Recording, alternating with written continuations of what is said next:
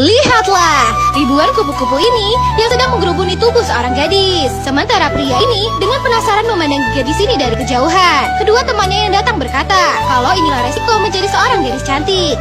Bahkan kupu-kupu pun tak mau jauh dari dirinya. Rupanya mereka tahu kalau sedang dibuntuti oleh seorang pria. Lalu segera berteriak memanggil pria tersebut untuk membantu mereka membebaskan sahabatnya itu. Tak mau menyiapkan kesempatan, pria ini segera keluar dari persembunyiannya dan langsung mencabut anak panahnya lalu menempelkan sebuah bunga yang mekar mewangi pada ujung anak panahnya. Lalu segera berlari mendekati si gadis sembari membidik dan melepaskan anak panahnya sehingga membuat semua kupu-kupu tersebut pergi terbang mengikuti bunga itu. Setelah kupu-kupu tersebut berangsur pergi, mulai terlihatlah dengan jelas wajah si gadis yang seketika membuat rasa penasaran pria ini menghilang dan membuatnya seketika menjadi terpana dengan wajah cantik gadis ini di hadapannya. Untuk beberapa saat, mereka berdua terdiam saling terpana sembari memandangi satu sama lain. Namun pertemuan pertama mereka terganggu oleh suara seekor gajah yang sedang mengamuk dan menghancurkan rumah penduduk, membuat para pendeta berlarian ketakutan untuk menghindari amukan sang gajah. Dan pria ini ternyata sudah berdiri untuk menghentikan gajah tersebut dan langsung berlari mendatangi sang gajah. Namun untuk saja dirinya dengan sigap berhasil menghindari kibasan belayan sang gajah yang hampir saja melukainya. Gadis ini memandang dengan cemas, tapi pria ini kembali maju dan melompat untuk menghentikan sang gajah. Namun kali ini, kibasan belalainya membuat tubuh pria ini malahan terpental jatuh ke belakang. Melihat lawannya memiliki kekuatan yang besar, pria ini mulai mendapatkan cara lalu segera maju sembari mematahkan sebuah dahan pohon lalu meluncur dan memukul perut sang gajah yang mana hal itu ternyata berhasil menjatuhkannya.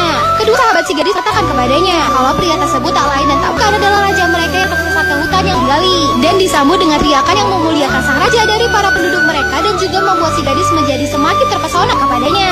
Sementara ibu kepala desa ini merasakan sesuatu yang aneh sedang terjadi semenjak pendeta kepala mereka sedang tidak berada di sini.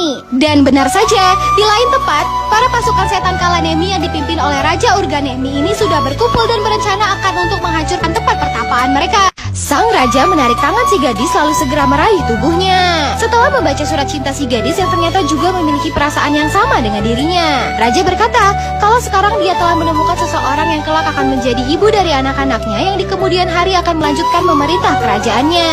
Namun tak lama kemudian, ibu si gadis datang untuk mencarinya. Gadis ini segera menarik sang raja untuk segera bersembunyi. Sementara sang raja bergumam kalau baru kali ini dirinya disuruh untuk bersembunyi bahkan dari medan perang sekalipun. Setelah menemukan anaknya, sang ibu meminta anak gadisnya untuk kembali ke rumah karena sudah larut malam. Namun karena sadar masih ada sang raja yang menunggunya, gadis ini kemudian seolah-olah berkata ke sahabatnya kalau dirinya akan kembali lagi untuk bermain bersama. Sekembalinya ke rumah, gadis ini mulai merasa gelisah tak dapat tidur dan terus saja memikirkan sang raja yang masih berada di luar sana untuk menunggu kedatangannya.